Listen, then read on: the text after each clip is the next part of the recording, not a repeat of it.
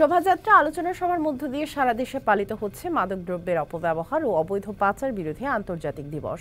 চাঁদপুরের জেলা প্রশাসক কার্যালয়ের সামনে শোভাযাত্রা, আলোচনা সভা ও মাদক বিরোধী রচনা প্রতিযোগিতায় বিজয়ীদের মাঝে পুরস্কার বিতরণ করা হয়। চাঁপাইনবাবগঞ্জে জেলা প্রশাসক অফিস চত্বর থেকে একটি বর্ণাঢ্য শোভাযাত্রা বের করা হয়।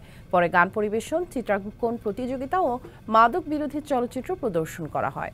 চুয়াডাঙ্গায় র্যালি শেষে জেলা প্রশাসকের সম্মেলন কক্ষে আলোচনা সভা হয়। পরে রচনা ও চিত্রাঙ্কন প্রতিযোগিতায় বিজয়ী শিক্ষার্থীদের মাঝে পুরস্কার বিতরণ করা হয়। নাটোরের জেলা প্রশাসকের সম্মেলন কক্ষে আলোচনা সভা ও পুরস্কার বিতরণ করা হয়। রাঙ্গামাটিতে আলোচনা সভায় বক্তারা বলেন, পরিবারের সচেতনতা, ভালোবাসা ও সক্রিয় ভূমিকা মাদকাসক্তি নামক বিভীষিকাকে কঠোরভাবে প্রতিরোধ করবে। সুনামগঞ্জে জেলা প্রশাসকের কার্যালয় থেকে একটি র্যালি বের হয়। পরে জেলা প্রশাসকের সম্মেলন কক্ষে আলোচনা সভা হয়। এছাড়া নীলফামারী, পঞ্চগড় সহ দেশের বিভিন্ন স্থানে নানা আয়োজনে মাদকদ্রব্যের অপব্যবহার ও অবৈধ পাচার বিরোধী আন্তর্জাতিক দিবস পালিত হচ্ছে।